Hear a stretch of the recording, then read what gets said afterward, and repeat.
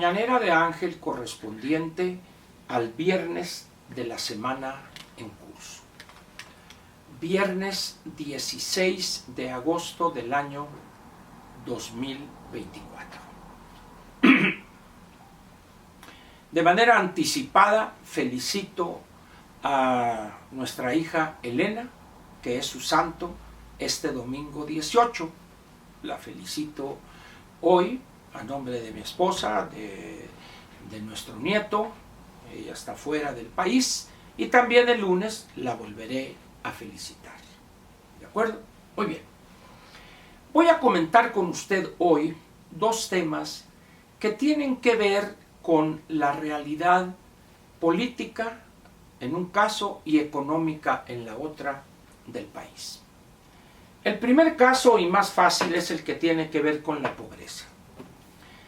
Yo he mencionado en estos espacios en algunas ocasiones un estudio muy interesante que se elaboró bajo la conducción y dirección e idea del doctor Miguel Sekeli, allá por el año 2005, ya va a ser 20 años, cuando la Secretaría de Desarrollo Social la encabezaba la licenciada Josefina Vázquez Mota.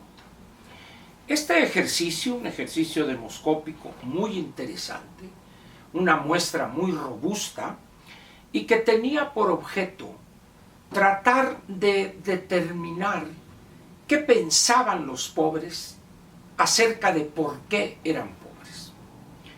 Los hallazgos fueron tan sorprendentes que varios libros se escribieron en torno al material y a la base de datos de ese ejercicio demoscópico. Uno de esos libros es este, coordinado por el doctor Miguel Sekeli, que tengo aquí, que se llama Desmitificación y nuevos mitos sobre la pobreza. Y rápidamente voy a comentarle algunas cosas. Uno de los reactivos decía: de acuerdo con lo que usted piensa, existen pobres porque... Y aquí viene lo interesante. Ahí les va. Porque en el mundo siempre hay pobres y ricos. Esos fueron los que contestaron eso, el 14.7%, prácticamente el 15%. Y el 13.5% porque es la voluntad de Dios. Ya ahí tenemos 15 más 13, tenemos 28% piensan. Porque siempre hay pobres y ricos y porque es la voluntad de Dios. Muy bien. Dice uno, ¿qué es lo que hay en la mentalidad de millones de esos pobres, de esos marginados, para pensar así?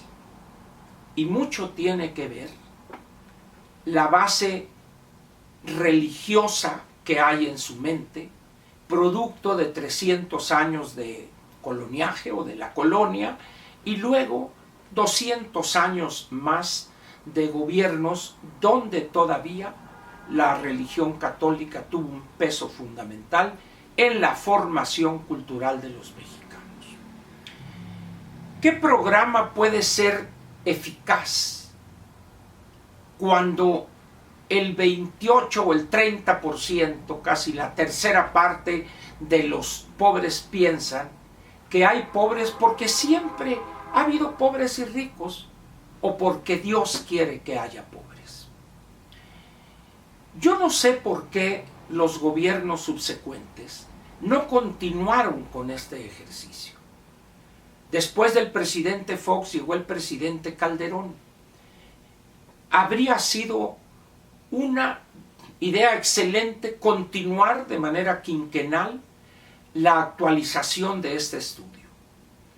De haberlo hecho, tendríamos hoy 3 o 4 ejercicios similares que podrían haber ayudado a entender cuáles eran las medidas más eficaces para poder sacar a cientos de miles de esos mexicanos de la pobreza.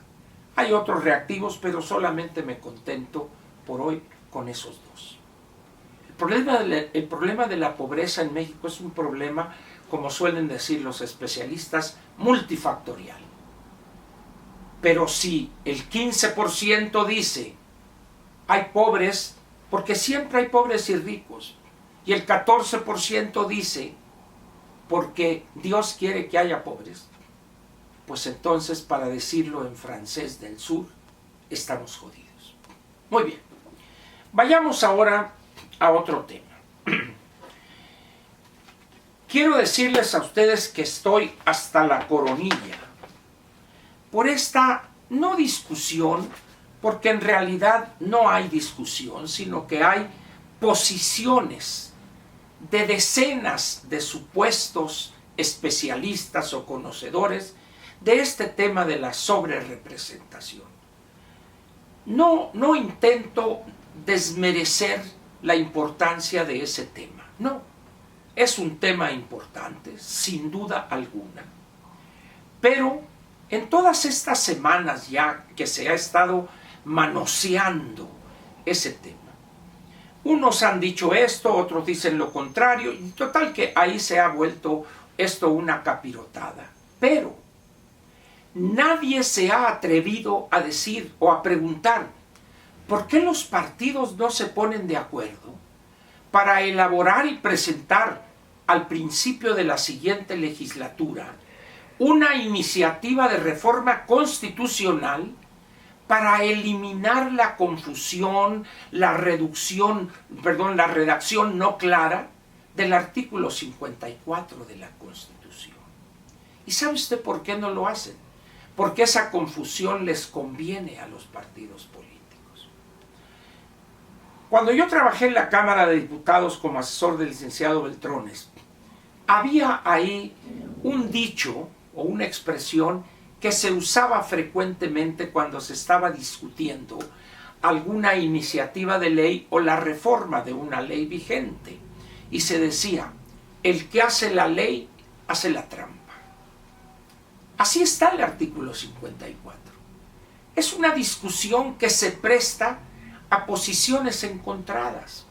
Unos dicen que debe ser tomar en cuenta el 8% de la sobrerepresentación, considerando a las coaliciones como un partido. Otros dicen que no, que son cada partido el 8%, y en esas están y andan peleándose, arrebatándose la palabra. Pero repito, nadie se atreve a decir, bueno, si es confusa esa redacción y lleva a tantos problemas, ¿por qué no redactamos correctamente el artículo 54 y resolvemos esa confusión o ese problema para distribuir las 200 diputaciones de representación proporcional? Pero no, pues ¿cómo vamos a hacer eso? Y luego nosotros en qué leemos y de esta manera podemos obtener un mayor número de diputados, etcétera, etcétera.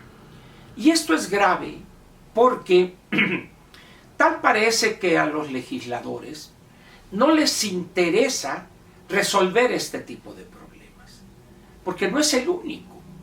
Está el artículo 167 de la Ley Orgánica del Poder Judicial de la Federación, aquel que le comenté aquí a usted en relación con los 2 magistrados que faltan para completar los 7 que integran la Sala Superior del Tribunal Electoral del Poder Judicial de la Federación. Ayer ya se le entregó la constancia de presidente electa a la anticientífica y todo muy bien y ya votaron. ¿Cuándo?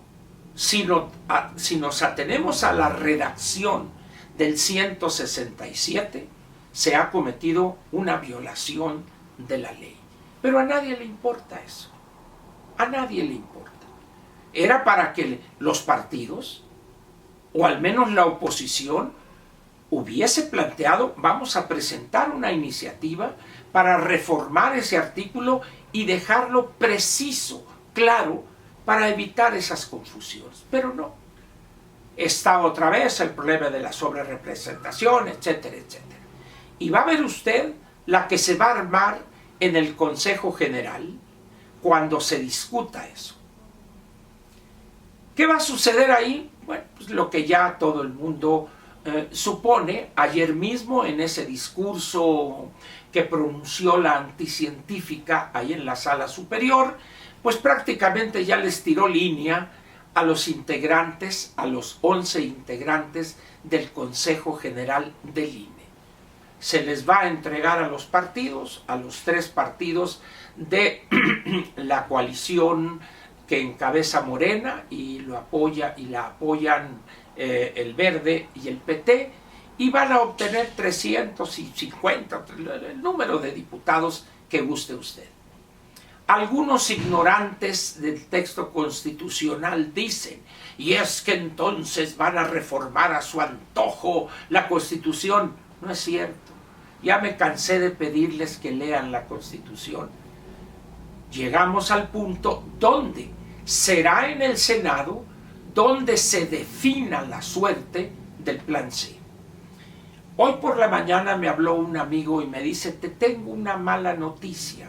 Le digo, pues de una vez échatela. Anda el rumor que en la discusión que se dé sobre